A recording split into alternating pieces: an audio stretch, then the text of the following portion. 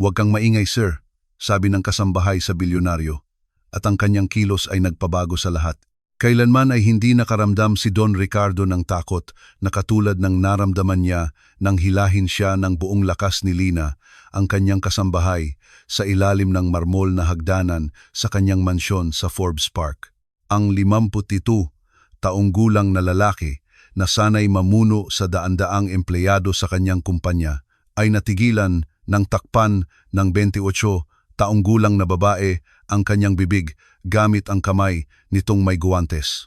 May mga banyagang boses na umalingaw-ngaw sa pasilyo sa harap at desperadong bumulong si Lina sa kanyang tainga.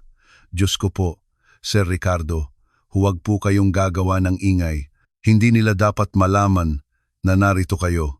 Ang mga kayumangging mata ng kasambahay ay nagpapakita ng matinding takot na hindi pa nasasaksihan ni Don Ricardo kailanman. 4 na buwan pa lamang nagtatrabaho si Lina sa kanyang bahay. Laging magalang at masipag, ginagawa ang kanyang mga tungkulin nang walang maraming tanong. Ngunit sa sandaling iyon, mayroong isang bagay na lubos na nagbago. "May tao diyan," sigaw ng isang magaspang na boses ng lalaki mula sa sala. Naramdaman ni Don Ricardo ang panginginig ng katawan ni Lina habang nakadikit ito sa kanya. Mas lalong humigpit ang pagkakatakip ng kamay nito sa kanyang bibig at nararamdaman niya ang malamig na pawis sa dilaw na rubber gloves na karaniwang ginagamit ni Lina sa paglilinis. "Walang tao, walang nakatira rito," sagot ng isang mas batang boses. "Sigurado ka? Parang may nakita akong gumalaw kanina."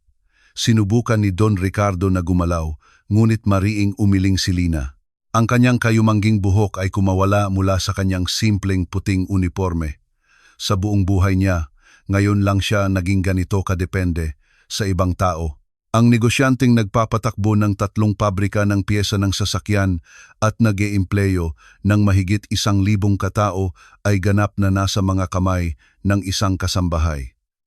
Ang mga minuto ay parang oras ang haba. Naririnig ni Don Ricardo ang mabibigat na yabag sa kanyang sala. Ang kanilang mga boses ay nag-uusap tungkol sa isang bagay na hindi niya lubos na maintindihan. Si Lina ay nakatitig sa kanya ng mariin na parabang ang buhay nito ay nakasalalay sa kanyang pananatiling tahimik at hindi gumagalaw. "Tara na, wala talaga siya rito," sabi sa wakas ng isa sa mga boses. "Pero nandito pa yung kotse niya sa garahe kahapon. Baka may kasama siyang umalis. Hanapin na lang natin sa ibang lugar." Ang tunog ng pagsasara ng pinto sa harap ay nagbigay kay Don Ricardo ng malalim na buntong hininga na hindi niya namalayang pinipigilan. Nagantay pa si Lina ng ilang minuto bago luwagan ang pagkakatakip sa kanyang bibig, ngunit inilagay pa rin ang hintuturo sa sarili nitong labi, humihiling na manatiling tahimik. Nang tuluyan nang nawala ang ugong ng mga paalis na sasakyan, saka lamang niya sila hinayaang lumabas mula sa ilalim ng hagdan. Si Don Ricardo ay nanginginig sa galit at pagkalito nang sa wakas ay makatayo sila. "Ano ba ang nangyayari?" Pabulong niyang tanong, pinapanatili pa ring mahina ang boses. Inayos ni Lina ang kanyang gusot na puting uniforme. Halata pa rin ang panginginig ng kanyang mga kamay. "Hindi ko po maipaliwanag ngayon, Sir Ricardo. Pakiusap po, magtiwala kayo sa akin, magtiwala sa'yo." Nagulat si Don Ricardo, saglit na nakalimutang magdahan-dahan sa pagsasalita. "May mga estrangherong pumasok sa bahay ko." "Pakiusap po," pigil ni Lina, namumuo ang luha sa kanyang mga mata. "Nangangako po akong ipapaliwanag ko ang lahat, pero hindi po ngayon, delikado." Pinagmasdan ni Don Ricardo ang mukha ng dalaga. Mayroong isang bagay sa kanyang ekspresyon na nag-aalinlangan sa kanya takot, oo, ngunit mayroon ding determinasyon na pamilyar sa kanya. Iyon ang parehong ekspresyon na nakikita niya sa salamin kapag malapit na niyang isara ang isang mahirap na kasunduang pangnegosyo. "Sige," sabi niya sa wakas. "Pero gusto ko ng mga sagot bukas ng umaga." Mabilis na tumango si Lina at bumalik sa kusina. Iniwan si Don Ricardo na mag-isa sa pasilyo, sinusubukang iproseso ang lahat ng nangyari. Halos hindi nakatulog si Don Ricardo ng gabing iyon, Patuloy niyang iniisip kung sino ang mga lalaking iyon at kung bakit ganoon na lamang ang reaksyon ni Lina. Sigurado siyang kilala sila ni Lina base sa kung paano niya inasahan ang kanilang pagdating at alam kung ano mismo ang gagawin. Kinaumagahan, bumaba siya para mag-almusal at natagpuang inihahanda ni Lina ang kanyang pagkain na parang walang nangyari. Inihain niya ang kape nang may parehong kahusayan gaya ng dati. Ngunit napansin ni Don Ricardo na bahagya pa ring nanginginig ang mga kamay nito. "Magandang umaga po, Sir Ricardo," sabi nito. Iniiwasan ang direktang pagtingin sa kanyang mga mata. "Magandang umaga, Lina. Nakatulog ka ba ng mahimbing?" "Opo, sir. Salamat po sa pagtatanong." Humigop si Don Ricardo ng kape ng ilang beses bago muling magsalita tungkol sa nangyari kahapon. "Sir Ricardo, hindi ko pa po talaga pwedeng pag-usapan yan." Mabilis na sabat ni Lina. "Pero masisiguro ko po na hindi kayo nasa panganib dahil sa akin. Dahil sayo," tinaas ni Don Ricardo ang kanyang kilay. "So, inaamin mong may kinalaman ito sayo?" Huminto si Lina sa pag-aayos ng mga plato at tumingin sa kanya sa unang pagkakataon mula noong insidente. "Hinding-hindi po ako magsisinungaling sa isang bagay na maaring maglagay sa inyo sa panganib. Kung sinabi ko pong ligtas kayo, iyon po ay dahil ligtas talaga kayo."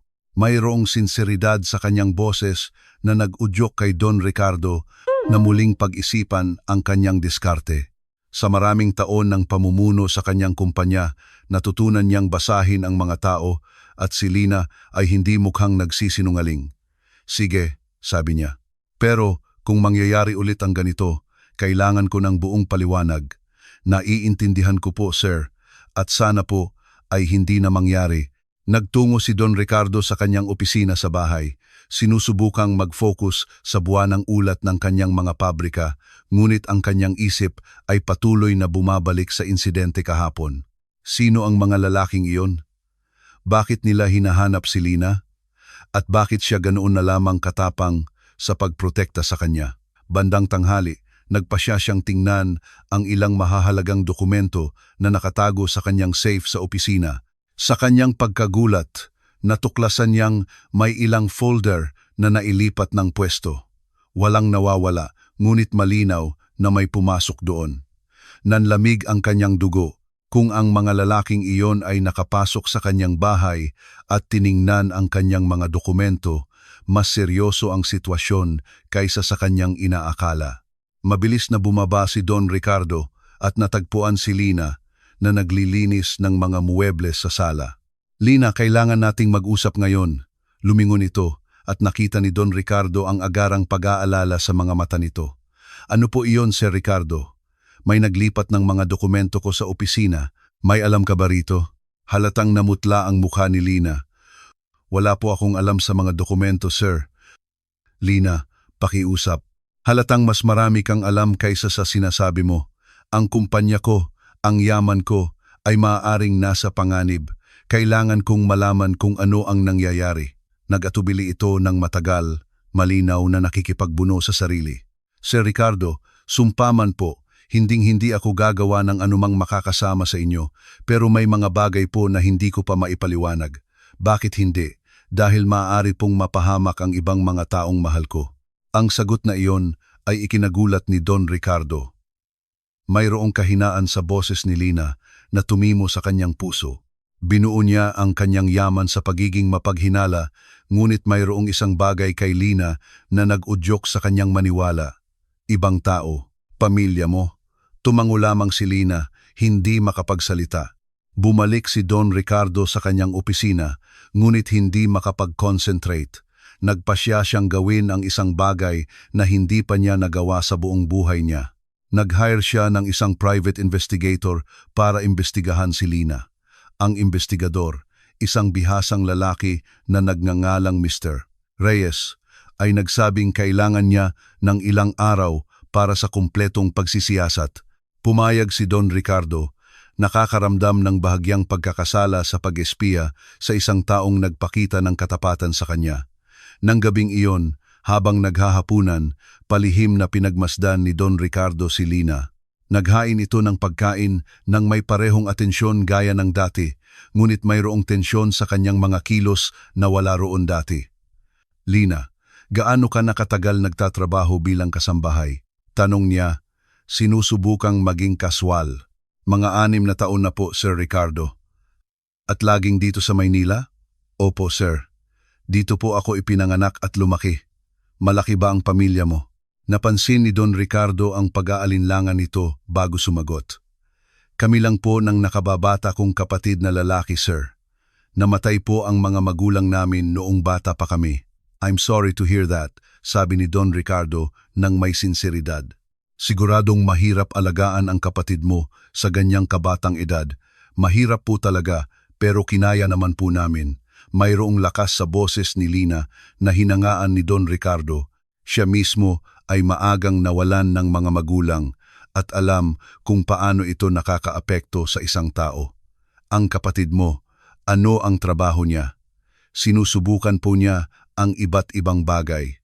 Hinahanap pa po niya ang gusto niya sa buhay.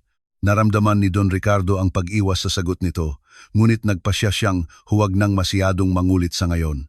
3 araw ang lumipas, tumawag si Mr. Reyes at humiling ng agarang pagkikita. Inayos ni Don Ricardo ang pagkikita sa opisina ng isa sa kanyang mga pabrika, malayo sa bahay. Sir Ricardo, may impormasyon na ako tungkol sa kasambahay ninyo, sabi ni Mr. Reyes. Binubuksan ang isang folder na may mga dokumento. Una, ang pangalan na ginamit niya sa kanyang CV ay hindi kumpleto. Nanikip ang tiyan ni Don Ricardo. Anong ibig mong sabihin? Ang pangalan niya ay Lina, pero sa CV, first name lang ang isinulat niya, marahil para mahirap gawin ang background check. Magpatuloy ka. Mayroon siyang nakababatang kapatid, 25 taong gulang, si Marco. At dito na po nagsisimula ang problema. Si Marco ay may malaking utang sa isang nagpapa, 5,006 sa kanilang lugar. Para siyang sinuntok sa sikmura. Magkano ang utang? Sa aking tantiya, nasa alambin 300,000 na at patuloy na tumutubo at ang mga lalaki sa bahay ko, malamang ay mga maniningil na hinahanap siya dahil hindi nila mahanap ang kapatid niya. Natahimik si Don Ricardo ng ilang minuto, pinoproseso ang impormasyon. May iba pa ba akong dapat malaman? Si Lina po ay walang criminal record. Sa aking nalaman, palagi siyang nagtatrabaho bilang kasambahay at may magagandang reference mula sa mga dati niyang pinagtrabahuan. Mukha siyang tapat na tao na napasok sa isang komplikadong sitwasyon dahil sa pagkakamali ng kapatid niya. Salamat, Mr. Reyes. Paki-email na lang sa akin ng report. Umuwi si Don Ricardo na puno ng iniisip. Isang bahagi niya ay nakaramdam ng pagtataksil. Nagsinungaling si Lina tungkol sa kanyang pagkakakilanlan. Ngunit ang isa pang bahagi ay humanga sa kanyang katapatan sa kapatid at naunawaan kung bakit niya ito ginawa. Pagdating sa bahay, natagpuan niya si Lina sa kusina na naghahanda ng hapunan. Binati niya ito gaya ng dati, ngunit nakita ni Don Ricardo ang tensyon sa mga balikat nito. Lina, kailangan nating mag-usap. Agad itong lumingon. At nakita ni Don Ricardo ang takot sa mga mata nito. Opo, Sir Ricardo. Alam ko na ang tungkol sa kapatid mong si Marco at sa mga utang niya. Ang platong hawak ni Lina ay nadulas mula sa kanyang mga kamay at nabasag sa sahig. Agad siyang yumuko para pulutin ang mga piraso, ngunit kitang-kita ni Don Ricardo ang hindi mapigilang panginginig ng kanyang mga kamay. Sir Ricardo, pwede po akong magpaliwanag? Maipapaliwanag mo ba kung bakit ka nagsinungaling tungkol sa buong pangalan mo noong nag-apply ka ng trabaho? Huminto si Lina sa pagpulot ng mga piraso ng plato at tumingin sa kanya ng diretso. Tumatakbo ang luha sa kanyang mukha. Dahil alam ko po na kung gagawa kayo ng kumpletong background check, malalaman ninyo ang problema ni Marco at hindi niyo ako tatanggapin sa trabaho. At sa tingin mo, tama na lokohin ako? Kailangan ko po ng trabahong ito, Sir Ricardo. Hindi lang po dahil sa pera, kundi dahil ito po ang unang lugar kung saan naramdaman kong ligtas at pinapahalagahan ako sa loob ng maraming taon. May naramdamang kakaiba si Don Ricardo sa kanyang dibdib. Mayroong hilaw na katapatan sa pag-amin ni Lina na lubos na nakaantig sa kanya. Bakit hindi mo sinabi sa akin ang problema ng kapatid mo noong nagpunta sila rito? Dahil alam ko pong iisipin ninyo na sinusubukan ko kayong idamay sa problema ng pamilya ko. At bakit? Dahil ayaw ko pong biguin ang isa na namang taong hinahangaan ko. Hinahangaan mo ako. Pinunasan ni Lina ang kanyang luha gamit ang manggas ng kanyang uniforme. Kayo po ay isang makatarungang tao, Sir Ricardo. Sa 4 na buwan kong pagtatrabaho rito, hindi niyo po ako kailanman tinratong masama. Laging on time ang sahod ko, laging may respeto. Para sa akin, napakalaking bagay po noon. Naantig si Don Ricardo sa mga salita ni Lina. Bihira siyang makarinig ng ganoon katapat na papuri, lalo na mula sa isang taong may dahilan para matakot sa kanya sa sandaling iyon. At ang mga dokumento sa opisina ko. Sumusumpa po ako. Wala silang ginalaw, Sir Ricardo. Ako lang po talaga ang hinahanap nila. Nang makita nilang wala ako sa bahay, umalis na sila. Naniwala si Don Ricardo. Mayroong isang bagay sa paraan ng pagsasalita ni Lina na kumumbinsi sa kanya ng katapatan nito. Lina, naiintindihan mo na hindi ko pwedeng hayaan na may mga delikadong taong patuloy na nagpapakita sa bahay ko, hindi ba? Naiintindihan ko po, sir. Kung gusto niyo po akong tanggalin sa trabaho, lubos ko pong mauunawaan. Pinag-aralan ni Don Ricardo ang mukha ni Lina ng matagal. Halatang handa itong tanggapin ang kahihinatnan ng kanyang mga desisyon, ngunit may dignidad sa kanyang tindig na humanga sa kanya. Hindi kita tatanggalin, sabi niya sa wakas. Sir, pero kailangan nating ayusin ang sitwasyon ng kapatid mo. Hindi ko pwedeng hayaan na may mga nagpapa 5006 na basta-basta na lang pumapasok sa bahay ko. Tiningnan siya ni Lina ng may gulat at pasasalamat. Hahanap po ako ng solusyon, Sir Ricardo. Pangako po, hindi ko na kayo gagambalain. Paano mo ito aayusin? Magre-resign po ako at aalis kami ni Marco sa Maynila. Iyon lang po ang paraan para maprotektahan ko kayo at hindi na kayo madamay pa. Hindi pwede, mariing sabi ni Don Ricardo. Ang pagtakas ay hindi solusyon sa problema. Patuloy nila kayong hahanapin. Ano po ang dapat kong gawin? Desperadong tanong ni Lina. Ipaubaya mo sa akin. May iisipin ako. Gising si Don Ricardo buong gabi, iniisip ang sitwasyon ni Lina. Sa unang pagkakataon sa loob ng maraming taon, tunay siyang nag-alala para sa kapakanan ng ibang tao maliban sa sarili niya. Kinaumagahan, gumawa siya ng desisyon na ikinagulat niya mismo. Lina, gusto kong makilala ang kapatid mo. Sir Ricardo, kung aayusin natin ang sitwasyong ito, kailangan kong malaman kung anong klase ng tao ang kaharap ko. Nag-atubili si Lina. Hindi po siya masamang tao, sir. Nagkamali lang po siya ng desisyon. Lahat tayo ay nagkakamali ng desisyon. Ang tanong ay kung ano ang ginagawa natin. Pagkatapos. Nang hapong iyon, dinala ni Lina si Marco sa mansyon. Nagulat si Don Ricardo sa pisikal na pagkakahawig ng magkapatid. Pareho silang may parehong madamdaming kayumangging mata at parehong determinasyon sa kanilang panga. Si Marco ay isang payat na binata. Mga 5'9" ang taas, may medyo magulong maitim na buhok at may maliit na tattoo sa kaliwang pulso. Simple ngunit malinis ang kanyang pananamit at napansin ni Don Ricardo na nagpapakita ito ng paggalang kahit na halatang kinakabahan. Sir Ricardo, maraming salamat po sa pagtanggap sa akin, sabi ni Marco, inilahad ang kamay.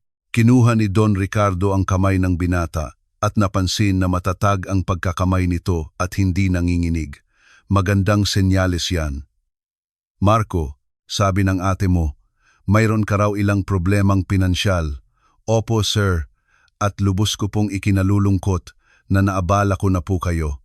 Hinding-hindi ko po intensyon na idamay si Ate Lina sa problemang ito. Pero dinamay mo na siya, mariing sabi ni Don Ricardo. Yumuko si Marco. At kinamumuhian ko po ang sarili ko araw-araw dahil doon. Pinag-aralan ni Don Ricardo ang binata. Mayroong tunay na pagsisisi sa boses nito. Sabihin mo sa akin kung paano nagsimula ang utang na ito. Tumingin si Marco kay Lina, na tumango bilang pampalakas ng loob. Nagtatrabaho po ako sa isang talyer, Sir Ricardo. 3 buwan pong hindi pinasahod ng may-ari ang lahat ng empleyado at bigla na lang po siyang nagsara. Naubusan po ako ng pambayad sa upa. Tapos may kakilala pong nag-alok ng pautang. Sabi niya po, ilang buwan lang hanggang makahanap ako ng ibang trabaho. Hindi ko po alam na nagpapa 5-5 pala siya. Tumango si Don Ricardo. Isang karaniwang kwento. Sa kasamaang palad. Magkano ang una mong hiniram? Aksi 50,000 po. At ngayon, aksi 300,000 na. Sobrang laki po ng tubo, sir. Halos nagdodoble ang utang ko buwan-buwan. Nag-isip-isip si Don Ricardo at napagtanto na ang mga numero ay tumutugma sa interes ng mga 5,006. At bakit hindi mo hinanap ang ate mo para humingi ng tulong noon pa? Dahil marami na po siyang isinakripisyo para sa akin, sir. Siya na po ang nag-alaga sa akin mula nang mamatay ang mga magulang namin. Ayaw ko na pong maging pabigat pa sa buhay niya. Tumingin si Don Ricardo kay Lina at nakita ang mga luha sa kanyang mga mata. Pero sa huli, naging pabigat ka pa rin. Opo, pag-amin ni Marco. At ngayon, maaari siyang mawalan ng trabaho dahil sa akin. Marco, sabi ni Don Ricardo, yumuko pasulong. Sagutin mo ang isang tanong ng buong katapatan. Kung babayaran ko ang utang mo, papasok ka pa ba ulit sa ganitong gulo? Hindi po, sir. Hinding-hindi na po. Natuto na po ako ng leksyon sa pinakamasakit na paraan. Paano ako makakasiguro? Nag-atubili si Marco sandali. Pagkatapos ay kinuha ang isang lumang pitaka mula sa kanyang likurang bulsa. Tingnan niyo po ito, sabi niya. Ipinakita ang isang kupas na larawan ng 2 bata. Tiningnan ito ni Don Ricardo at nakilala ang isang mas batang Lina na hawak ang kamay ng isang maliit na batang lalaki. Kinunan po ang litratong "Tunoong araw" na lumipat kami sa tita namin matapos mamatay ang aming mga magulang. Si Ate Lina po ay 10 taong gulang at ako po ay 10. Nangako po siya sa araw na iyon na hinding-hindi niya ako iiwan anuman ang mangyari. Tumingin si Marco sa kanyang ate ng may pagmamahal. Tinupad po niya ang pangakong iyon sa loob ng maraming taon, Sir Ricardo. Nagtrabaho po siya mula pagkabata para buhayin ako. Huminto po siya sa pag-aaral para makapagtapos ako ng high school. Hindi po siya nagreklamo, hindi niya ako pinaramdaman na pabigat ako, at ang iginanti ko ay ang ilagay siya sa panganib. Naantig si Don Ricardo sa damdamin sa boses ng binata. Kung gayon, sagutin mo ulit. Kung babayaran ko ang utang mo, babaliwalain mo pa ba ulit ang sakripisyo ng ate mo? Hindi po, sir. Mas gugustuhin ko pong mamatay kaysa saktan ulit si Ate Lina. Naniwala si Don Ricardo. Mayroong sinseridad sa pag-amin ni Marco na kumumbinsi sa kanya. Sige, babayaran ko ang utang mo. Parehong napatingin sina Marco at Lina sa kanya nang may pagkagulat. Sir Ricardo, simula ni Lina. Pero may kondisyon, pagpapatuloy ni Don Ricardo. Marco, magtatrabaho ka para sa akin sa isa sa mga pabrika ko. Disente ang sahod, pero may kaltas bawat buwan hanggang mabayaran mo sa akin ang ibinayad ko. Sa mga 5,006. Sir Ricardo, napakabuti niyo po. Hindi pa ako tapos, sabat ni Don Ricardo. Bukod doon, dito kayong 2 titira sa mansyon hanggang mabayaran ni Marco ang utang niya sa akin. Dito titira? Gulat na tanong ni Lina. Pero si Marco ay tutulong din sa pag-aalaga ng bahay sa kanyang libreng oras at sisiguraduhin kung hindi na siya mapapasok sa gulo. Nakita ni Don Ricardo na nagpalitan ng tingin sina Marco at Lina na hindi makapaniwala. Bakit niyo po ito ginagawa para sa amin? Tanong ni Marco. Pinag-isipan ni Don Ricardo ang tanong sandali. Siya mismo ay hindi sigurado sa sagot dahil iniligtas ng ate mo ang buhay ko noong araw na iyon sa pamamagitan ng pagsugal sa sarili niyang kaligtasan. At dahil matagal-tagal na rin akong hindi nakakakita ng tunay na katapatan sa pagitan ng mga tao, tahimik na nagsimulang umiyak si Lina. Sir Ricardo, Hindi ko po alam kung paano magpasalamat. Hindi kailangan. Kailangan nyo lang tuparin ang inyong bahagi sa kasunduan. Tutuparin po namin, mariing sabi ni Marco. Mayroon po kayong salita ko. Nang gabing iyon, tinulungan ni Don Ricardo sina Marco at Lina na manirahan sa mga kwarto sa likod ng mansyon. Ito ang unang pagkakataon sa loob ng maraming taon na ang bahay ay hindi ganap na tahimik. Habang naghahapunan, pinagmasdan ni Don Ricardo ang interaksyon ng magkapatid. Mayroong tunay na ugnayan sa pagitan nila na nagpaalala sa kanya kung gaano sila kalapit ng kanyang sariling kapatid na babae bago ito lumipat sa ibang bansa. Marco, ikwento mo sa akin ang mga plano mo para sa hinaharap, sabi ni Don Ricardo. Ganito po, Sir Ricardo. Palagi ko pong gusto ang mekanika. Naisip ko po na baka kumuha ng kursong teknikal para mas maging espesyalista. Magandang ideya. Matutulungan kita diyan. Isa sa mga pabrika ko ay gumagawa ng mga pyesa ng sasakyan kaya ang kaalaman sa mekanika ay laging kapaki-pakinabang. Talaga po, sir? Ngumiti si Marco sa unang pagkakataon mula nang makilala siya ni Don Ricardo. Talaga. Pero tapusin muna natin ang sitwasyon sa mga 5,006 na ito. Kinaumagahan, ginawa ni Don Ricardo ang mga kinakailangang tawag sa pamamagitan ni Mr. Reyes para hanapin ang nagpapa 5,006 at makipagnegosasyon sa pagbabayad ng utang ni Marco. Hindi ito isang kaaya-ayang proseso, ngunit naging maayos. Ayos na, sabi niya kina Marco at Lina habang nanananghalian. Wala ka ng utang. Sir Ricardo, sabi ni Marco na puno ng emosyon. Nangangako po akong magtatrabaho ng mabuti para maibalik ang bawat piso. Alam kong gagawin mo yan. Nang hapong iyon, habang sinisimulan ni Marco ang kanyang unang araw sa pabrika, ipinagpatuloy ni Lina ang kanyang mga gawaing bahay. Napansin ni Don Ricardo na mas relax ito kaysa sa nakita niya sa loob ng maraming linggo. Lina, pwede ba akong magtanong ng isang bagay na personal? Sige po, Sir Ricardo. Bakit hindi ka pa nag-aasawa? Ang isang babaeng maganda at masipag na tulad mo ay siguradong maraming pagkakataon. Huminto si Lina sa pagpupunas ng mesa at tumingin sa kanya ng may pagkagulat. Wala po akong oras para isipin yan, Sir Ricardo. Lagi po akong abala sa pag-aalaga kay Marco. At ngayon, malaki na si Marco. Magkakaroon na siya ng permanenteng trabaho. Ngayon, hindi ko po alam. Hindi ko po naisip na magkaroon ng sarili kong buhay. Naantig si Don Ricardo sa sagot nito. Sobrang dami ng isinakripisyo ni Lina para sa kapatid nito na nakalimutan na niyang alagaan ang sarili. Sa tingin ko, oras na para simulan mong isipin yan, malumanay niyang sabi. Nang gabing iyon, nasa opisina si Don Ricardo na nag-aayos ng ilang kontrata nang marinig niya ang tawanan mula sa kusina. Dahil sa kuryosidad, bumaba siya para tingnan kung ano ang nangyayari.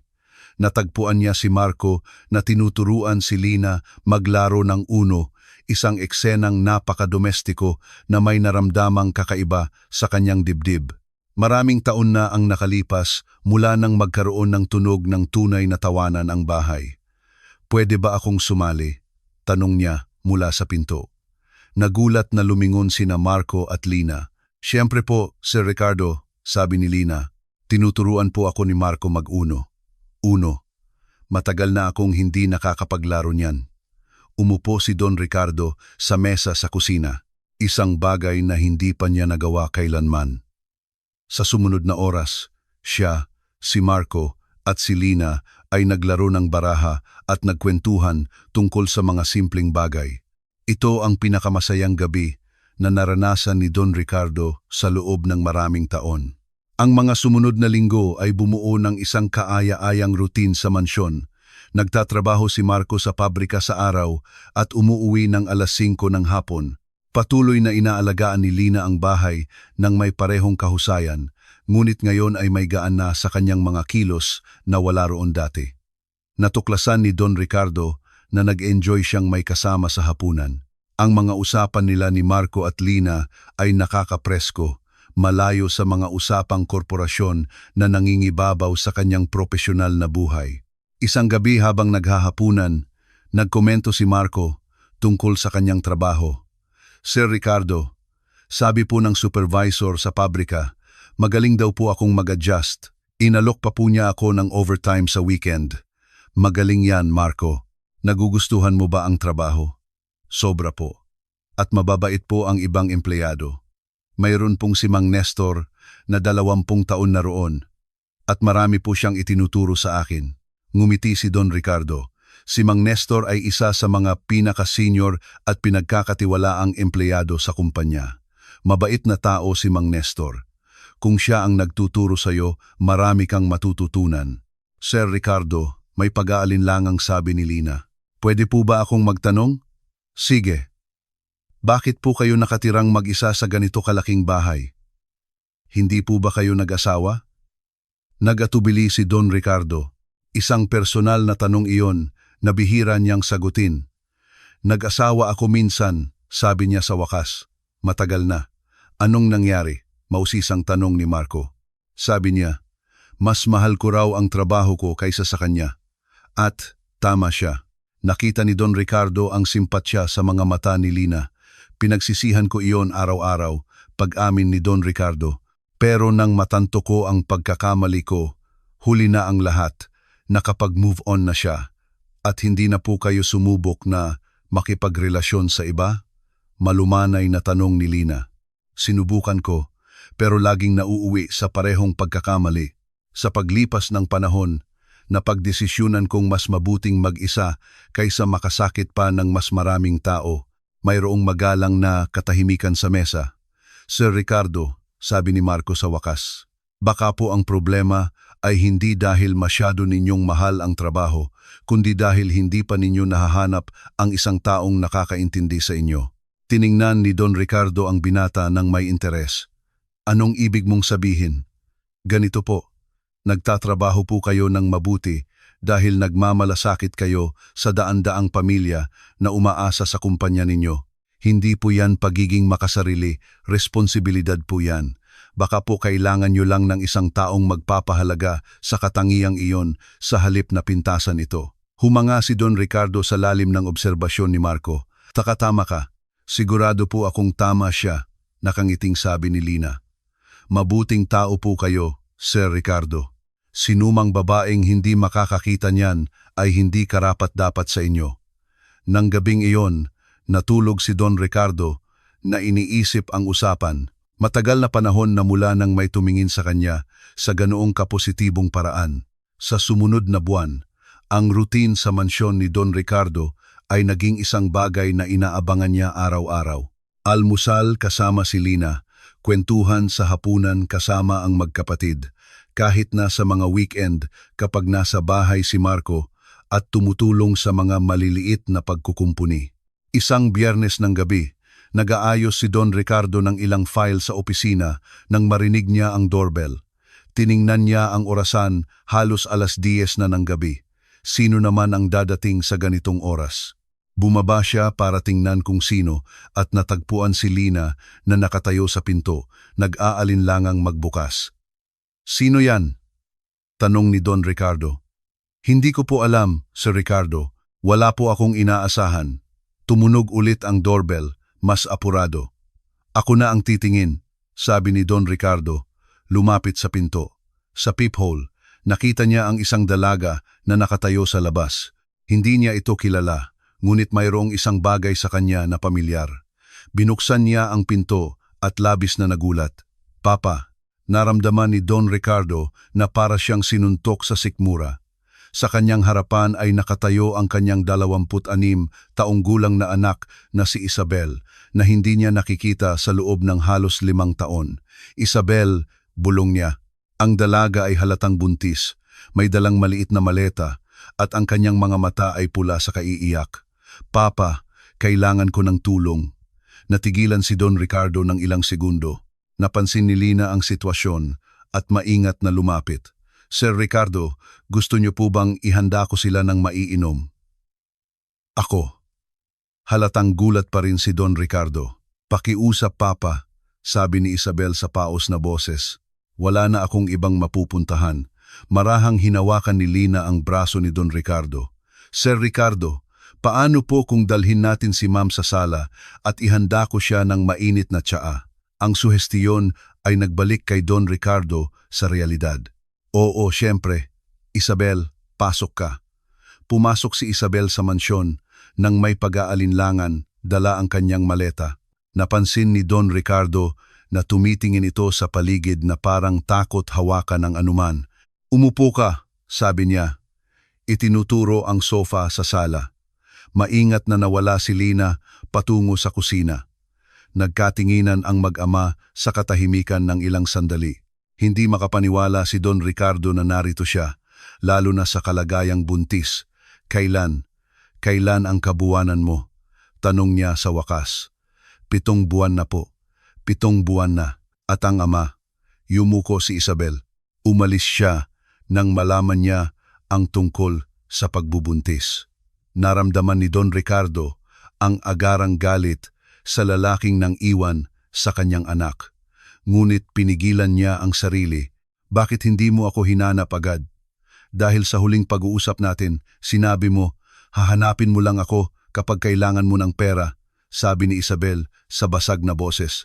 At ngayon, narito ako, pinapatunayan na tama ka. Naalala ni Don Ricardo ang matinding pag-aaway nila 5 taon na ang nakalipas. Iniwan ni Isabel ang pag-aaral ng management para ituloy ang karera sa sining at nasabi niya ang mga masasakit na bagay na agad niyang pinagsisihan. Isabel, hindi ko sinasadya ang mga sinabi ko. Sinadya mo, Papa, at tama ka. Isa akong mapangaraping hangal na naniwalang mabubuhay ako sa sining. Ngayon, buntis ako. Walang pera, walang bahay, walang wala. Bumalik si Lina mula sa kusina. May dalang tray na may mainit na tsaa at ilang biskwit. Naisip ko po na baka gusto ninyo ng tsaa. Magalang niyang sabi, inilapag ang tray sa mesa. Salamat, sabi ni Isabel, tinanggap ang tasa ng may pasasalamat. Pinagmasdan ni Don Ricardo ang interaksyon ng dalawang babae. Natural na palakaibigan si Lina, walang mga hindi komportableng tanong. Papa, sino siya? Tanong ni Isabel. Ako po si Lina. Kasambahay po ng papa ninyo, sagot ni Lina bago pa makapagsalita si Don Ricardo. Ikinagagalak ko po kayong makilala. Ako rin. Napansin ni Don Ricardo na mas naging relax si Isabel sa presensya ni Lina. Isabel, may matutuluyan ka ba ngayong gabi? Sa totoo lang po, wala, pag-amin niya. Nasa isang murang paupahan ako, pero naubos na ang pera ko. Kung gayon, dito ka titira, agad na sabi ni Don Ricardo. Papa, walang diskusyon, bahay mo ito. Tahimik na nagsimulang umiyak si Isabel. Sinira ko ang lahat, Papa, ang buong buhay ko. Tumayo si Don Ricardo at, sa unang pagkakataon sa loob ng 5 taon, niyakap ang kanyang anak. Wala kang sinira, hahanap tayo ng paraan para ayusin ang lahat. Pinagmasdan ni Lina ang eksena na may luha sa kanyang mga mata, naaalala ang sarili niyang mga paghihirap kay Marco. Sir Ricardo, malumanay niyang sabi, paano po kung ihanda ko ang guest room para kay Ma'am Isabel? Magandang ideya, Lina. Salamat. Habang umaakyat si Lina para ihanda ang kwarto, umupo si Don Ricardo sa tabi ni Isabel sa sofa. Sabihin mo sa akin kung anong nangyari sa loob ng 5 taon. Pinunasan ni Isabel ang kanyang luha at nagsimulang magsalita. Pagkatapos ng pag-aaway natin, tumira ako sa isang kaibigan. Sinubukan kong magtrabaho bilang pintor. Gumagawa ako ng mga painting at ibinebenta sa mga art market. Sa simula, maayos naman. Tapos nakilala ko si Paulo. Musikero siya. Sabi niya, naiintindihan niya ako bilang isang artist. Naging kami at akala ko natagpuan ko na ang lugar ko sa mundo. Matiyagang nakinig si Don Ricardo kahit na nakakaramdam siya ng galit sa Paulo na iyon. Kailan mo nalaman na buntis ka? 2 buwan na ang nakalipas. Noong sinabi ko kay Paulo, sabi niya, hindi pa raw siya handa maging ama at naglaho na lang. Lumipat talaga ng apartment, nagpalit ng numero ng telepono, basta na lang nawala. At hindi mo sinubukang hanapin ako noon? Sinubukan ko po, pag-amin ni Isabel. Ilang beses kong kinuha ang telepono para tumawag, pero laging umatras. Natatakot akong itakwil mo ulit ako. Nanikip ang puso ni Don Ricardo sa pagkakasala.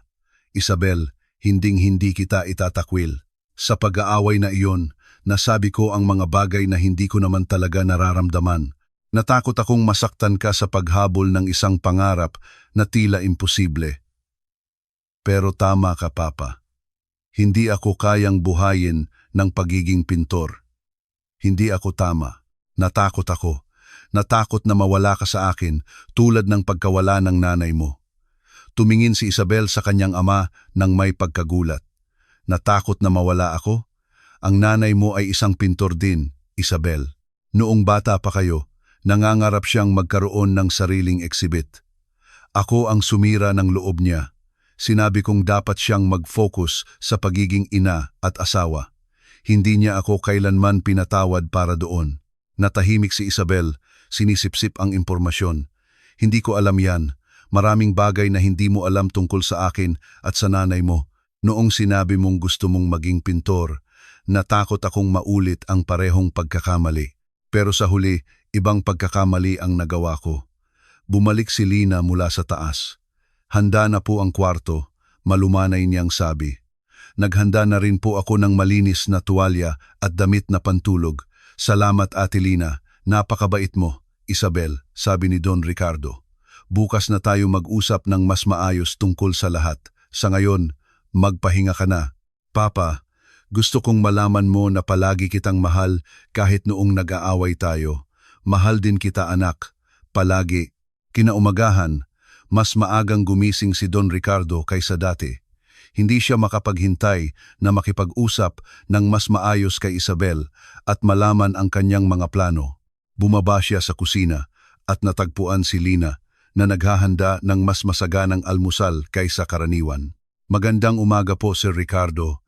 Magandang umaga, Lina. Naghahanda ka ba ng pista? Naisip ko po na baka gutom si Ma'am Isabel. Kailangan pong kumain ng mabuti ng mga buntis. Ngumiti si Don Ricardo. Hindi pa man niya kilala si Isabel, inaalagaan na siya ni Lina. Lina, salamat sa ginawa mo kahapon. Napakabait mo kay Isabel. Wala po yon, Sir Ricardo. Anak niyo po siya. Oo, pero nakita mo kung gaano kakumplikado ang sitwasyon namin. Hindi lahat ay magiging ganoon kabait. Huminto si Lina sa pagbati ng itlog at tumingin kay Don Ricardo. Sir Ricardo, noong namatay po ang mga magulang ko, laging nag-aaway kami ni Marco. Teenager lang po ako na sinusubukang palakihin ang isang kapatid. At naiinis po siya na kailangan niyang sumunod sa akin at hindi sa mga magulang namin. May mga pagkakataon na akala ko hindi na kami magkakaintindihan. Anong nagpabago? Oras, paghingi ng tawad. At ang realisasyon na ang pamilya ang pinakamahalagang bagay na mayroon tayo sa mundo. Naantig si Don Ricardo sa mga salita ni Lina. Napakatalino mo para sa iyong edad. Hindi po ako matalino. Natuto lang po ako sa mga pagkakamali. Bumaba si Isabel para mag-almusal bandang 8:00. Mas maayos na ang itsura niya, kahit na mukha pa ring pagod. Good morning, mahiyain niyang sabi. Magandang umaga, Isabel, sagot ni Don Ricardo. Nakatulog ka ba ng mahimbing? Mas mahimbing kaysa sa mga nakaraang linggo. Naghain si Lina ng isang platong puno ng pagkain para kay Isabel. Scrambled eggs, toast, prutas, at orange juice. Wow, ang dami nito, protesta ni Isabel. Kumakain ka para sa dalawa, nakangiting sabi ni Lina. Kailangan mong kumain ng mabuti.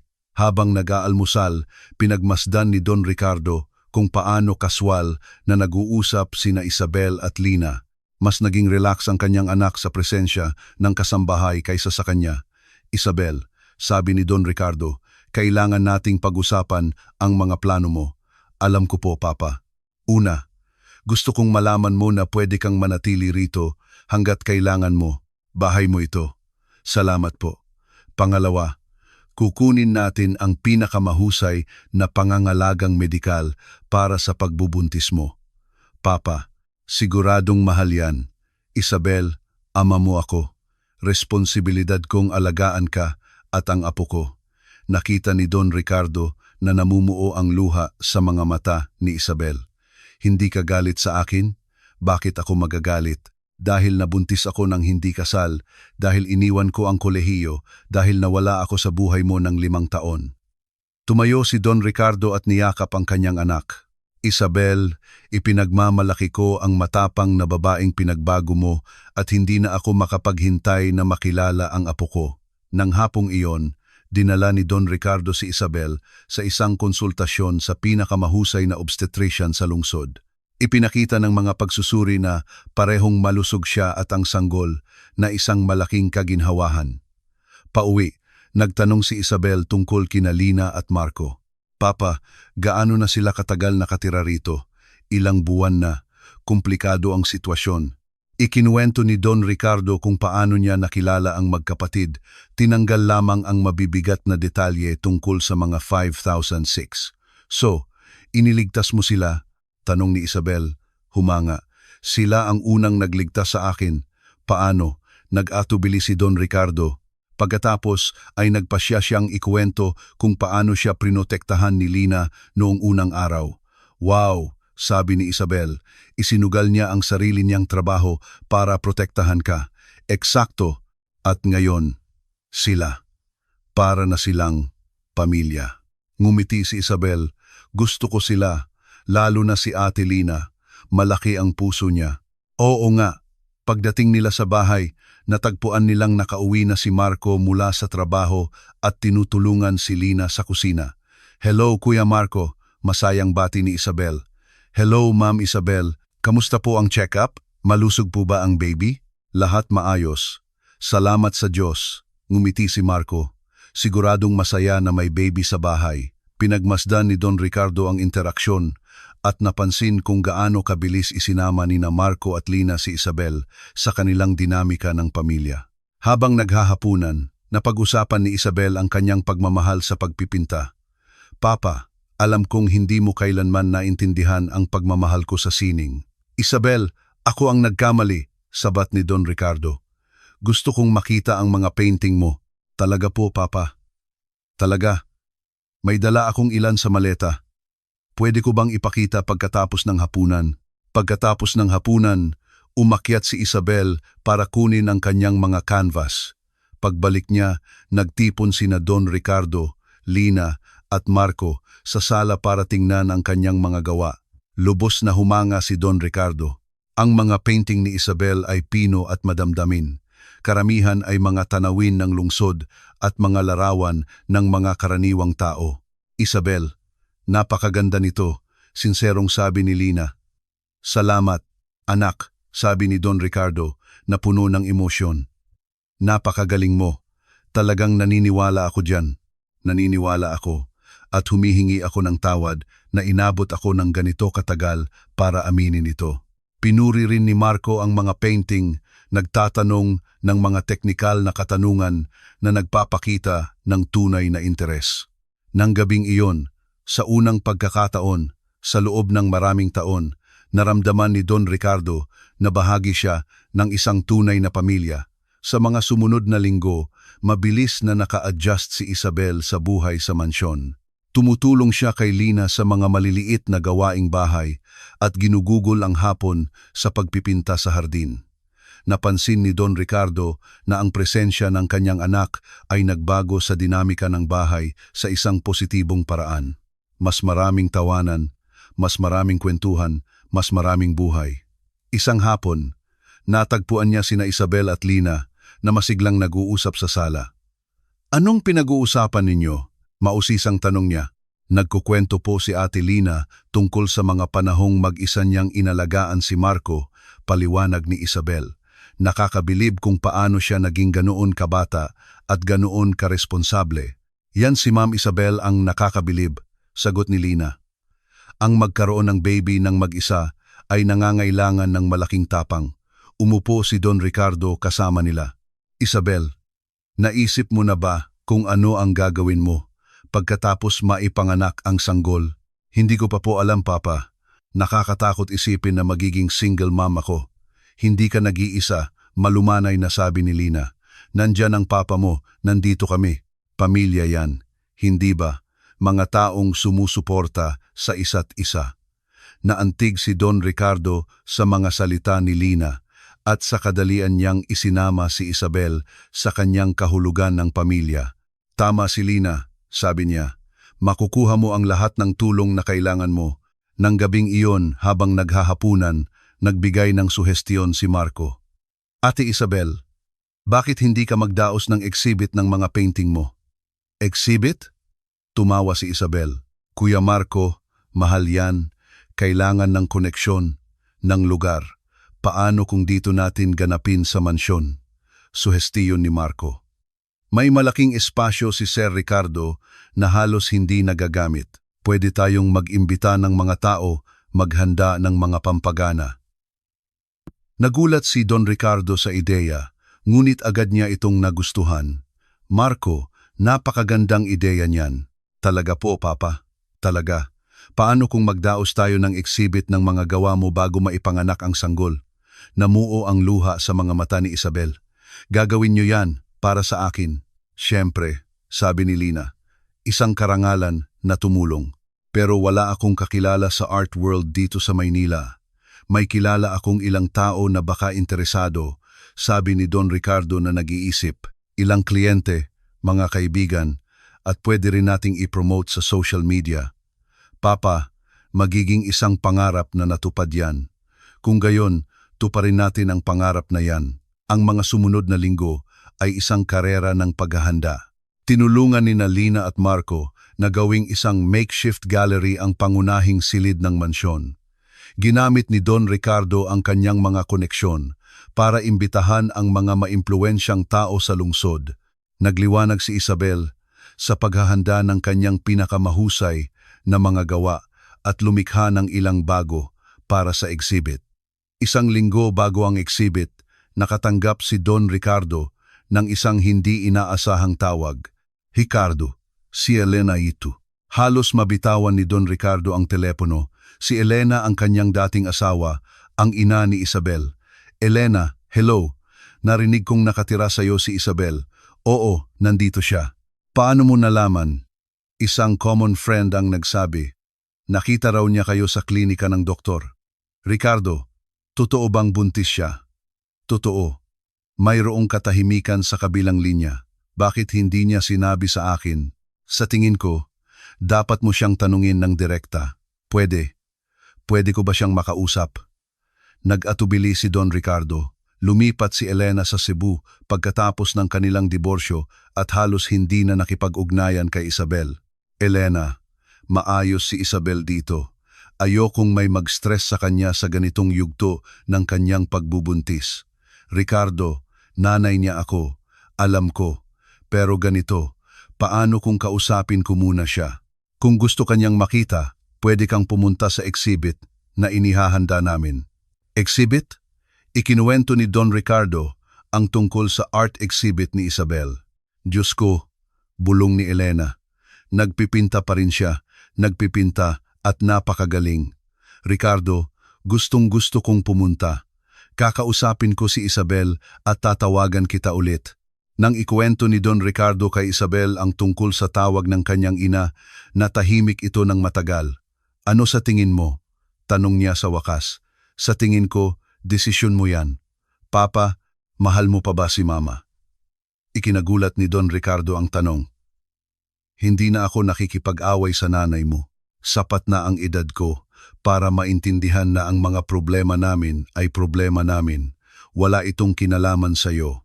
Kung gayon, pwede mong sabihin na pwede siyang pumunta, pero sabihin mo sa kanya, ayoko ng drama sa exhibit ko.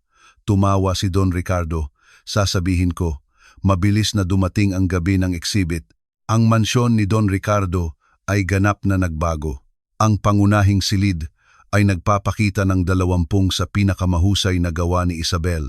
Mayroong isang eleganteng buffet na inihanda ni Lina sa tulong ng isang catering service at nag-imbita si Don Ricardo ng mahigit 15 tao. Napakaganda ni Isabel sa isang navy blue na damit na nagpapatingkad sa kanyang tiyan. Kinakabahan siya ngunit nagniningning. Papa, salamat sa lahat ng ito, sabi niya. Niyakap si Don Ricardo.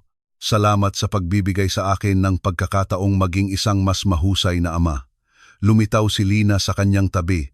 elegante sa isang simpleng itim na damit na binili ni Don Ricardo para sa kanya. Handa na ang lahat, nakangiti niyang sabi. Nagsisimula nang dumating ang mga unang bisita. Naging isang malaking tagumpay ang exhibit. Sinserong pinuri ng mga tao ang mga gawa ni Isabel at ilang painting ang naibenta sa gabing iyon. Buong pagmamalaki na pinanood ni Don Ricardo ang kanyang anak habang ipinapaliwanag ang kanyang mga teknik sa mga interesadong bisita. Nagbago siya menjadi isang kumpiyansang pintor na palaging may potensyal. Bandang 9:00 ng gabi, dumating si Elena. Nakasuot siya ng eleganteng berdeng damit at may dalang isang bouquet ng bulaklak. Elena, magalang nabati ni Don Ricardo. Ricardo, salamat sa pagpayag mong pumunta ako. Nandoon si Isabel, sabi niya, itinuturo ang direksyon ng kanyang anak na nakikipag-usap sa ilang bisita. Pinagmasdan ni Elena si Isabel sandali bago lumapit. Isabel! Lumingon si Isabel at nakita ang kanyang ina. Halatang naantig siya. Mama! Nagyakapan ang mag-ina, parehong tahimik na umiiyak. Naramdaman ni Don Ricardo ang isang malambot na haplos sa kanyang braso. Si Lina pala. Kamusta po ang pakiramdam ninyo? Mahina niyang tanong. Mabuti. Masaya para kay Isabel. At tungkol po kay Ma'am Elena? Tiningnan ni Don Ricardo ang kanyang dating asawa na ngayon ay hinahangaan ang mga painting ng kanilang anak. Payapa ang pakiramdam ko, sabi niya, nagulat. Sa unang pagkakataon, payapa ang pakiramdam ko kapag nakikita ko siya. Mabuti po yan, Sir Ricardo. Salamat po sa lahat ng ginawa ninyo para mangyari ang gabing ito. Huwag kang magpasalamat. Espesyal si Isabel. Nararapat sa kanya ang lahat ng ito. Pinagmasdan ni Don Ricardo si Lina sa buong gabi, napansin kung paano siya umiikot sa mga bisita, laging matulungin, laging tinitiyak na komportable ang lahat. Mayroon siyang natural na gilas na hindi nakadepende sa mamahaling damit o alahas. Sa pagtatapos ng gabi, pagkatapos umalis ng lahat ng bisita, nagtipon ang pamilya sa sala para pag-usapan ang tagumpay ng exhibit. Ate Isabel, nakabenta ka ng 8 painting. Masiglang sabi ni Marco, malaking pera na yan. Oo nga, ngumiti si Isabel, sapat na para magsimula ng ipon para sa baby. Anak, sabi ni Elena, napakaganda ng mga painting mo, mas maganda pa kaysa sa inaasahan ko. Salamat mama. Pinagmasdan ni Don Ricardo ang interaksyon ng kanyang dating asawa at anak. Tila pinalambot ng mga taon ng pagkakahiwalay ang tensyon sa pagitan nila. Ricardo, sabi ni Elena, salamat sa pag-aalaga sa kanya, sa pagbibigay sa kanya ng pagkakataong hindi ko naibigay. Elena, pareho tayong nagkamali kay Isabel. Ang mahalaga ngayon ay sinusubukan nating itama ito. Tama yan. Nanatili si Elena sa isang kalapit na hotel sa loob ng 3 araw. Sinamantala ang oras para palakasin ang ugnayan kay Isabel. Nasiyahan si Don Ricardo nang makita na wala na siyang nararamdamang sama ng loob dito, isang malumanay na nostalgia na lamang para sa mga panahong nakalipas. Sa huling araw ng pagbisita ni Elena, hinanap niya si Don Ricardo para sa isang pribadong usapan. Ricardo, pwede ba akong magtanong ng personal? Kami? Anong? Kami Elena? Kasambahay ko siya. Ricardo, kilala kita ng mahigit 20 taon. Hindi pa kita nakitang tumingin sa isang tao tulad ng pagtingin mo sa kanya. Nagulat si Don Ricardo. Tumingin sa kanya ng paano, ng may pagmamahal, ng may paghanga, ng may pag-ibig. Elena. Ricardo, hindi kita hinuhusgahan. Sinasabi kong halata na mahal mo na siya. Natahimik si Don Ricardo, pinoproseso ang mga salita ng kanyang dating asawa. Kahit na totoo yan, masyadong komplikado dahil sa pagkakaiba sa lipunan at lahat ng iba pa. Ngumiti si Elena. Ricardo, palagi kang matigas ang ulo, pero huwag kang maging tanga. Kung nakahanap ka ng isang taong nagpapasaya sa'yo, huwag mong hayaang maging hadlang ang mga walang kwentang bagay tulad ng social class. Nang gabing iyon, pagkatapos umalis ni Elena papuntang Cebu, patuloy na inisip ni Don Ricardo ang usapan. Totoo ba na mahal na niya si Lina? Pinagmasdan niya ito habang naghahapunan. napansin ang mga bagay na maaaring binaliwala niya dati. Ang paraan ng pagngiti niya kay Marco kapag nagkukwento ito tungkol sa trabaho, kung paano niya inaalagaan si Isabel nang hindi hinihiling ng sinuman, kung paano niya laging naaalala ang kanyang mga gusto at ayaw. Pagkatapos ng hapunan, natagpuan ni Don Ricardo si Lina na mag-isa sa kusina, naghuhugas ng pinggan. "Lina, pwede ba akong tumulong?" "Huwag na po, Sir Ricardo. Malapit na po akong matapos." Kumuha si Don Ricardo ng basahan at nagsimulang magpunas ng mga plato. "Lina, pwede ba akong magtanong ng personal?" "Sige po. Masaya ka ba rito?" Huminto si Lina sa paghuhugas ng pinggan at tumingin sa kanya. "Sobra pong masaya, Sir Ricardo. Minsan iniisip ko, hindi ba masyadong kakaiba ang sitwasyong ito para sa'yo? Kakaiba? Paano pong kakaiba? Nakatira sa bahay ng amo mo. Nagiging bahagi ng pamilya." Ngumiti si Lina. "Sir Ricardo, sa mga nakaraang buwan, natagpuan ko po ang isang bagay na hinahanap ko sa buong buhay ko. Isang lugar kung saan nararamdaman kong pinapahalagahan at minamahal ako." May kinabukasan na si Marco. Hinahabol ni Ma'am Isabel ang kanyang pangarap, at kayo po, naging napaka-espesyal na tao kayo para sa akin. "Espesyal na paano?" Nag-atubili si Lina. "Bilang isang taong labis kong hinahangaan at iginagalang, gusto pa sanang magtanong ni Don Ricardo, ngunit may pumigil sa kanya. Baka hindi pa siya handa na marinig ang sagot. 2 linggo pagkatapos, nagsimulang mag-labor si Isabel sa gitna ng gabi.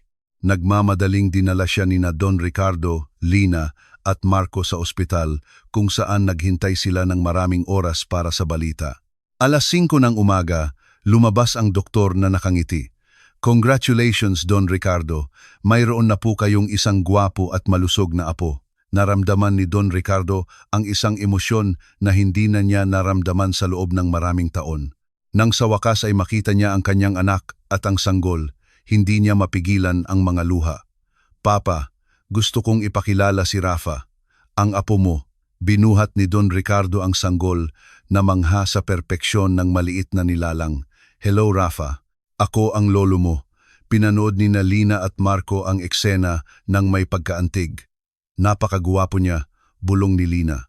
"Ito ang pinakamagandang nakita ko sa buong buhay ko." "Sang-ayon ako," sabi ni Marco. Sa mga sumunod na araw, ang mansyon ni Don Ricardo ay naging isang makeshift nursery. Umiiyak, natutulog, dumidede si Rafa, at lahat ay naghahalinhinan sa pag-aalaga sa kanya. Natuklasan ni Don Ricardo na labis niyang kinagigiliwan ang pagiging lolo.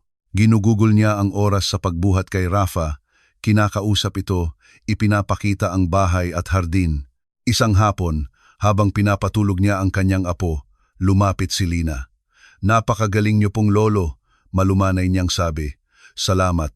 Sinusubukan kong maging mas mahusay na lolo kaysa sa pagiging ama ko noon. Mabuti po kayong ama, Sir Ricardo. Kailangan niyo lang pong matutunang ipakita ito." Tiningnan ni Don Ricardo si Lina, hinahangaan ang kanyang kabutihang loob na laging makita ang pinakamabuti sa mga tao. "Lina, pwede ba kitang sabihan ng isang sikreto?" "Sige po. Dati, takot ako sa katahimikan sa bahay na ito. Isang malamig at walang laman na katahimikan. Ngayon, kahit na tahimik, isang komportabling katahimikan na puno ng pagmamahal. Dahil ngayon po, may pamilya na kayo rito. Oo, at kayo ni Marco ay bahagi ng pamilyang iyon." Ngumiti si Lina, ngunit nakita ni Don Ricardo ang lungkot sa kanyang mga mata. "Anong problema?" "Wala po, Sir Ricardo. Lina, sa loob ng maraming buwan, palagi kang tapat sa akin. Huwag ka nang magsimulang magsinungaling ngayon." Bumuntong hininga ito. "Nagtatanong lang po ako minsan kung gaano katagal ito magtatagal." "Anong ibig mong sabihin?" "Malapit nang mabayaran ni Marco ang utang niya sa inyo. Maayos na si Ma'am Isabel, may baby na siya, pwede nang magpatuloy sa buhay. At ako, babalik na lang po ako sa pagiging ordinaryong kasambahay." Nanikip ang puso ni Don Ricardo. "Lina, hindi ka kailanman naging ordinaryong kasambahay lang para sa akin. Pero iyon po ako, Sir Ricardo." At okay lang po. Sana lang po, pwede sanang iba ang sitwasyon. Iba paano? Tiningnan siya ni Lina nang may intensidad na nagparamdam kay Don Ricardo ng kakaiba sa kanyang dibdib. Iba sa paraang imposible. Bago pa makasagot si Don Ricardo, pumasok si Marco sa sala. Gising na po si Rafa at gutom na. Mabilis na umalis si Lina para tulungan si Isabel sa sanggol. Iniwan si Don Ricardo na nalilito at hindi mapakali. Hindi nakatulog si Don Ricardo ng gabing iyon. Ang mga salita ni Lina ay umalingaw-ngaw sa kanyang isip. Ano ang ibig niyang sabihin sa iba sa paraang imposible? Kinaumagahan, nagpasya siyang kausapin ng direkta si Marco. Marco, pwede ba tayong mag-usap sandali? Siyempre po, Sir Ricardo. Umupo sila sa opisina ni Don Ricardo. Marco, masaya ka ba sa pagtatrabaho sa pabrika? Sobra po, sir. Bakit po ninyo naitanong? Dahil malapit mo nang mabayaran ang utang mo sa akin at gusto kong malaman ang mga plano mo para sa hinaharap. Natahimik si Marco sandali. Ganito po, Sir Ricardo. Gusto ko po sanang magpatuloy sa pagtatrabaho para sa inyo. Kung pwede, baka kunin ko na rin po yung kursong teknikal na napag-usapan natin. Paano si Lina? Paano po? Plano nyo bang manatiling magkasama habang buhay? Tumawa si Marco. Sir Ricardo, inalagaan po ako ni Ate Lina hanggang sa kaya ko nang tumayo sa sarili kong mga paa. Ngayon, oras na para alagaan niya ang sarili niyang buhay. Sinabi niya bayan. Hindi po niya kailangang sabihin. Nakikita ko po kung paano niya kayo tingnan. Nagulat si Don Ricardo. Tingnan ako paano. Sa parehong paraan na tinitingnan ninyo siya. Nawalan ng salita si Don Ricardo. Marco, ito. Komplikado ito. Bakit po komplikado, Sir Ricardo? Dahil nagtatrabaho siya para sa inyo? Dahil magkaiba ang buhay ninyo? Sir Ricardo, pwede po ba akong magsabi ng isang bagay? Sige. Bago po ako pumasok dito, akala ko po, iba ang mayayaman sa mahihirap. Akala ko po hindi ninyo nararamdaman ang mga nararamdaman namin. At ngayon, alam ko na po na ang pagdurusa ay pagdurusa pa rin. Ang kaligayahan ay kaligayahan pa rin. Ang pag-ibig ay pag-ibig pa rin. Gaano man karami ang pera mo sa bangko. Humanga si Don Ricardo sa pagka-matured ni Marco. Sa tingin mo, dapat ko? Sa tingin ko po, dapat kayong tumigil sa sobrang pag-iisip at sundin ang puso ninyo. Nang hapong iyon, gumawa si Don Ricardo ng desisyon na magpapabago sa lahat. Hiniling niya kay Lina na makipagkita sa kanya sa hardin pagkatapos matulog ni Rafa. Pagdating niya, kinakabahan si Don Ricardo na hindi pa niya naramdaman sa loob ng maraming taon. Sir Ricardo, gusto niyo po akong makausap. Lina, umupo ka. Umupo ito sa bangko sa tabi niya at napansin ni Don Ricardo na bahagyang nanginginig ang mga kamay nito. Lina, ilang buwan na ang nakalipas. Pumasok ka sa buhay ko sa paraang hindi ko inaasahan, Sir Ricardo. Hayaan mo muna akong matapos. Tinuruan mo ako ng mga bagay tungkol sa sarili ko na hindi ko alam. Tinuruan mo ako na ang tahanan ay hindi lang isang lugar na tinitirhan, kundi isang lugar kung saan nararamdaman ang pagmamahal. Tinuruan mo ako na ang pamilya ay hindi lang dugo, kundi isang pagpili. Huminto si Don Ricardo para huminga ng malalim, at tinuruan mo ako na ang puso ay walang pakialam sa pagkakaiba sa lipunan. Tumingin si Lina sa kanya na may luha sa mga mata. Sir Ricardo, pakiusap po, huwag po kayong magsabi ng mga bagay na hindi ninyo kayang panindigan. Lina, mahal kita. Ang katahimikang sumunod ay binasag lamang ng tunog ng hangin sa mga puno sa hardin. Mahal din po kita, bulong ni Lina sa wakas. Pero paano ito gagana? Kayo po si Don Ricardo, may-ari ng 3 pabrika. Isang bilyonaryo. Ako si Lina, isang kasambahay, kapatid ng isang binatang may utang sa 5-6. So what? Huhusgahan tayo ng mundo. Sasabihin ng mga tao na lumalapit ako sa inyo dahil sa interes. Lina, lumapit ka sa akin para protektahan ako. Sa araw na pinakakailangan ko, isinugal mo ang lahat para sa akin. Kung hindi iyon pag-ibig, hindi ko alam kung ano yon. Nagsimulang umiyak si Lina. Sir Ricardo, Natatakot ako. Takot sa ano? Takot na hindi ako sapat para sa inyo. Takot na ipahiya ko kayo sa harap ng mga kaibigan ninyo. Pinutol ni Don Ricardo ang sasabihin nito sa pamamagitan ng paghawak sa kanyang mga kamay. Lina, tingnan mo ako. Tumingin ito sa kanya sa gitna ng mga luha. Ikaw ang pinakamatapang, pinakamatapat, at pinakamapagmahal na babaeng nakilala ko. Kung may sinumang hindi makakakita niyan, problema na nila yon, hindi mo problema. Pero paano ang mga tao, ang reputasyon ninyo? Ginugol ko ang maraming taon na mas pinapahalagahan ang opinyon ng iba kaysa sa sarili kong kaligayahan. Nawala ang asawa ko, halos mawala ang anak ko. Hindi kita hahayaang mawala rin dahil sa mga hangal na paghuhusga. Tumayo si Don Ricardo at lumuhod sa harap ni Lina. Hawak ang kanyang mga kamay. Lina, pakakasalan mo ba ako? Lubos na nagulat si Lina. Sir Ricardo, nagpo-propose po kayo sa akin? Oo, at itigil mo na ang pagtawag sa akin ng Sir Ricardo. Tawagin mo akong Ricardo. Tumawa si Lina sa gitna ng mga luha. Ricardo, Sir, sigurado po kayo. Hindi pa ako naging ganito kasigurado sa buong buhay ko.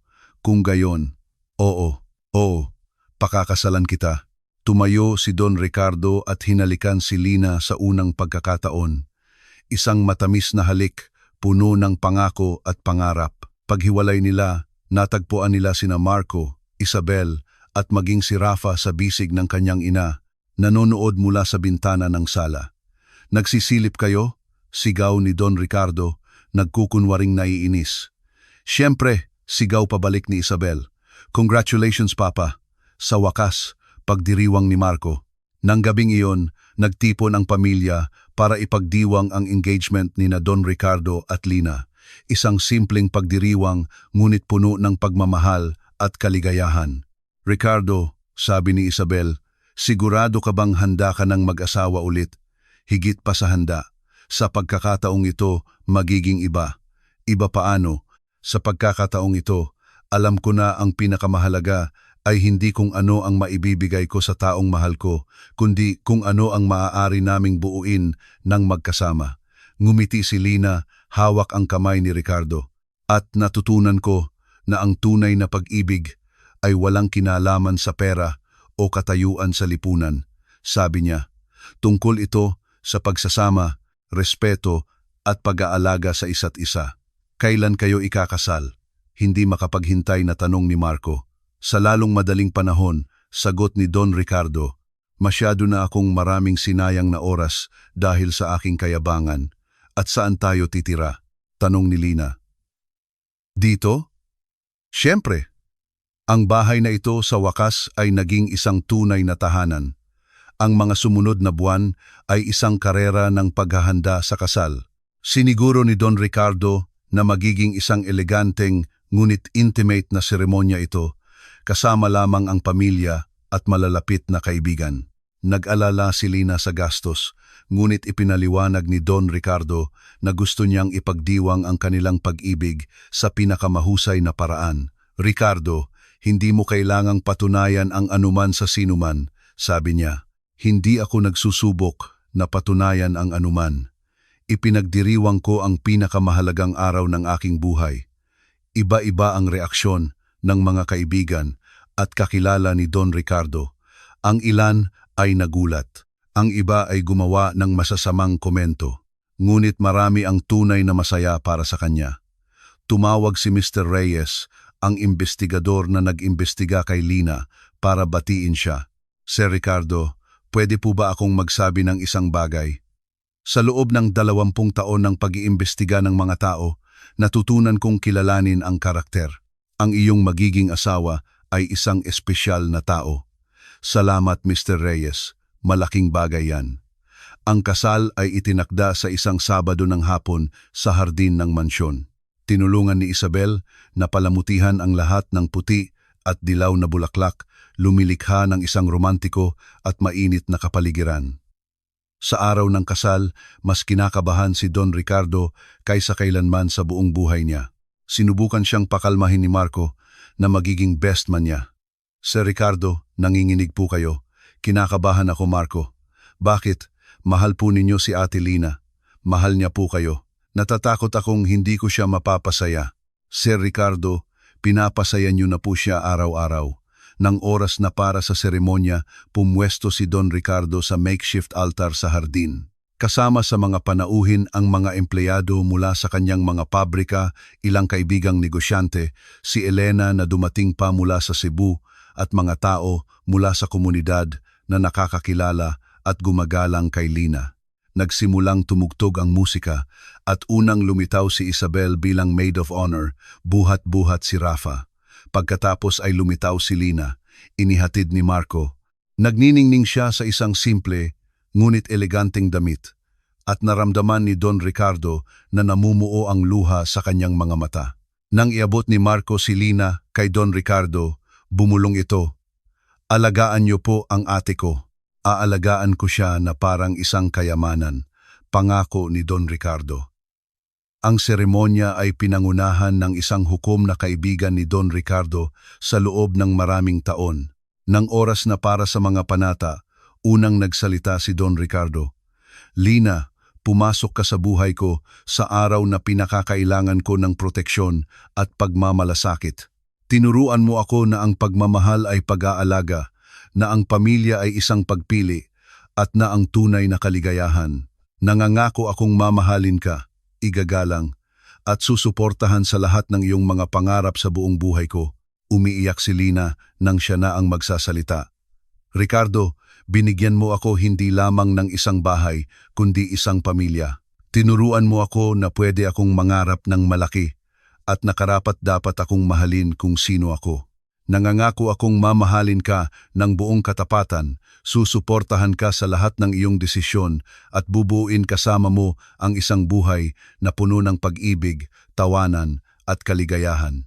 Nang ideklara sila ng hukom na mag-asawa, ang kanilang halik ay sinundan ng palakpakan at luha ng kagalakan mula sa lahat ng naroroon. Ang sumunod na salo-salo ay masaya at puno ng kagalakan. Pinanood ni Don Ricardo si Lina na sumasayaw kasama si Marco, nakikipag-usap kay Isabel, buhat-buhat si Rafa, at naramdaman niyang siya ang pinakamaswerteng lalaki sa mundo.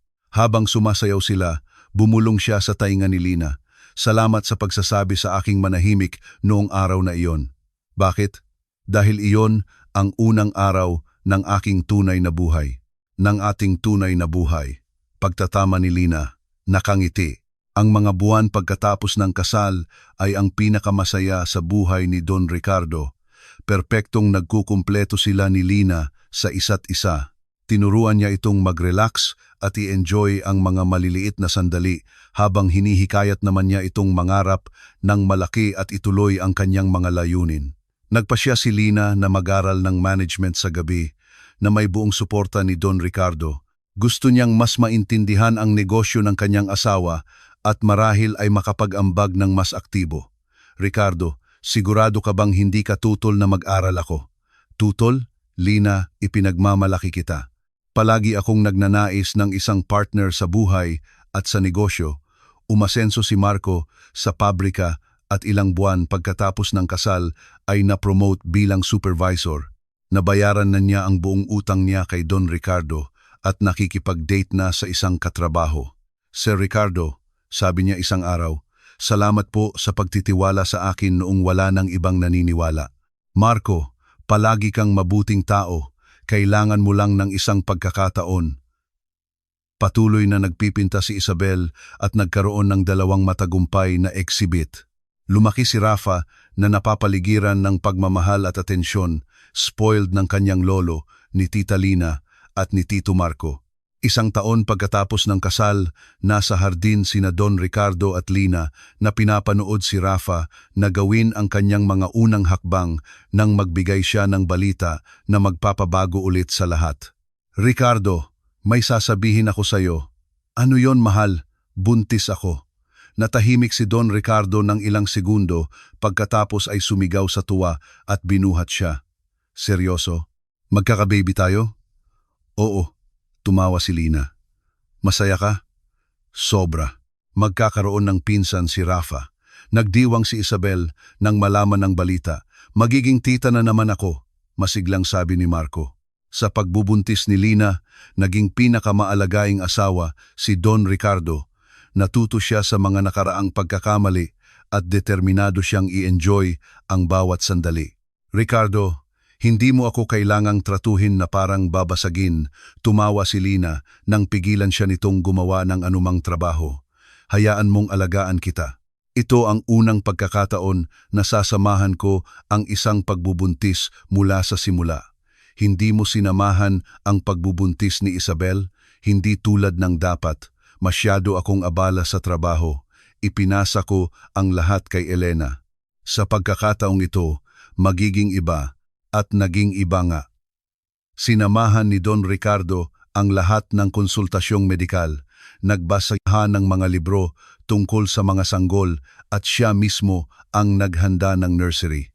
Nang isilang si Zara, isang magandang batang babae na parang maliit na bersyon ni Lina, napaiyak si Don Ricardo sa sobrang tuwa. "Hello, munting prinsesa. Ako ang papa mo," sabi niya. Buhat-buhat ang kanyang anak sa unang pagkakataon. Pinanood ni Lina ang eksena ng may luha ng kaligayahan. Isa ka ng kahanga-hangang ama. Sinusubukan kong maging amang karapat-dapat kay Zara at ang amang dapat sana ay nakuha ni Isabel. Ang tahanan ni na Don Ricardo at Lina ay laging puno ng buhay. Si Rafa, na ngayon ay 2 taong gulang, ay labis na mahal ang kanyang pinsang si Zara. Hinati ni Isabel ang kanyang oras sa pagiging ina at pagpipinta. Nag-asawa na si Marco sa kanyang nobya na si Rina at tumira sa kanila ng ilang buwan bago lumipat sa sarili nilang bahay.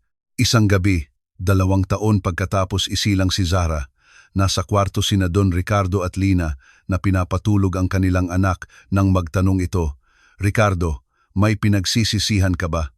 Bakit mo na itanong?" "Nagtatanong lang." Pinag-isipan ni Don Ricardo ang tanong. "Pinagsisisihan kong inabot ako ng ganito katagal para mahanap ka. Pinagsisisihan kong halos mawala ang anak ko dahil sa kayabangan. Pinagsisisihan kong hindi ko pinahalagahan ang mga tamang bagay noon. At ano ang hindi mo pinagsisisihan? Hindi ko pinagsisisihan na kinuha kita bilang kasambahay. Hindi ko pinagsisisihan na tinulungan ko si Marco. Hindi ko pinagsisisihan na nahulog ako sa iyo, kahit alam kong magiging komplikado." "Bakit hindi? Dahil iyon ang pinakamagandang desisyon sa buhay ko." Niyakap ni Don Ricardo si Lina habang pinapanood nila si Zara na natutulog. "Lina, naaalala mo ba yung araw na sinabihan mo akong manahimik?" "Naaalala ko. Iyon ang araw na nagbago ang buhay ko magpakailanman. Ang buhay ko rin. Kung makakabalik ka sa nakaraan, gagawin mo ba ulit ang lahat?" Ngumiti si Lina. "Gagawin ko ulit ang lahat, kasama na ang pagtakip sa bibig mo para manahimik ka." "Bakit?" "Dahil iyon ang unang sandali na naramdaman kong kaya kitang alagaan, hindi lang magtrabaho para sayo." Hinalikan ni Don Ricardo ang noo ni Lina. "Mahal kita, mahal ko. Mahal din kita." 5 taon pagkatapos ng sikat na araw ng katahimikan, nagtipon ang pamilya ni na Don Ricardo at Lina para ipagdiwang ang ika-5 kaarawan ni Rafa. Ang mansyon ay pinalamutian ng makukulay na lobo at may mga batang nagtatakbuhan kahit saan. Pinanood ni Don Ricardo ang eksena ng may malalim na kasiyahan. Si Isabel, na ngayon ay isang respetadong pintor, ay nakikipag-usap sa ibang mga magulang. Si Marco, na promote na bilang manager ng pabrika, ay nakikipaglaro sa kanyang mga pamangkin. Nagtapos si Lina ng management at ngayon ay partner na ni Don Ricardo sa ilang negosyo, nag-oorganisa ng mga aktibidad ng mga bata. Si Zara, sa edad na 3, ay isang matalino at mapagmahal na bata na nakakakuha ng puso ng lahat. Si Rafa, sa edad na 5, ay isang masayahing bata na tumatawag kay Don Ricardo na Lolo Rick at kay Lina na Tita Lina. "Anong iniisip mo?" tanong ni Lina, lumapit kay Ricardo. "Iniisip ko kung paano nagbabago ang buhay sa mga kamanghamanghang paraan, nagiging mas mabuti." "Oo, mas mabuti." Niyakap ni Don Ricardo ang kanyang asawa, pinapanood ang handaan sa paligid. "Lina, salamat." "Para saan?" "Sa pagligtas sa akin noong araw na iyon." sa pagtuturo sa akin kung ano ang tunay na pag-ibig, sa pagdadala ng iyong pamilya sa aking buhay, sa pagbibigay sa akin kay Zara, sa paggawa sa akin ng isang mas mabuting tao. Ricardo, iniligtas mo rin ako. Binigyan mo ako ng pamilya, ng tahanan, ng edukasyon, isang buhay na hindi ko pinangarap. Iniligtas natin ang isa't isa. Tama yan. Tumingin ulit si Don Ricardo sa paligid. Tumatawa si Isabel kasama ang mga bata. Masiglang nakikipag-usap si Marco sa ibang mga magulang. Naglalaro sina Rafa at Zara kasama ang mga kaibigan at pamilya na naging bahagi ng kanyang buhay. Alam mo ba kung ano ang pinakahinahangaan ko? Sabi niya. Na nagsimula ang lahat sa pagsasabi mong manahimik ako at sumunod ako. Tumawa si Lina.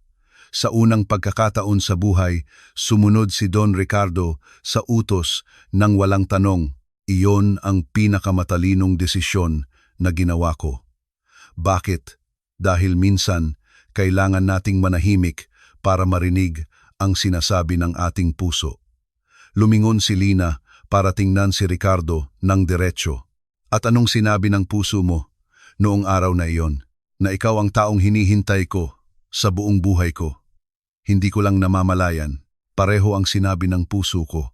Marahang hinalikan ni Don Ricardo si Lina habang sa paligid nila ay nagpapatuloy ang handaan puno ng kagalakan at buhay. Ricardo, bulong ni Lina, pwede ba akong humiling ng isa pa? Siyempre, kahit ano. Sa susunod na sabihan kitang manahimik, sumunod ka ulit. Tumawa si Don Ricardo. Bakit? Dahil baka mayroon akong ibang sikreto para protektahan ka. Anong klasing sikreto? Misteryosong ngumiti si Lina. Malalaman mo sa loob ng 6 na buwan. Lina, sinasabi mo ba ang iniisip ko? Buntis ulit ako. Sumigaw sa tuwa si Don Ricardo. Marahil ay ginising ang buong kapitbahayan at niyakap si Lina na parang ayaw ng bitawan. Seryoso? Magkaka-baby ulit tayo? Oo. Magkakaroon ng kapatid si Zara. Lina, mahal na mahal kita. Minsan, parang hindi nakasya sa dibdib ko. Mahal din kita, Ricardo, habang buhay. Tumingin si Don Ricardo sa mansyon kung saan natutulog ang kanyang pamilya si Isabel kasama si Rafa, si Zara sa kanyang kama at ngayon isa pang sanggol na paparating. Inisip niya si Marco sa sarili nitong bahay kasama si Rina, bumubuo ng sarili nilang pamilya. Inisip niya ang lahat ng nangyari mula noong araw na sinabihan siya ni Lina na manahimik.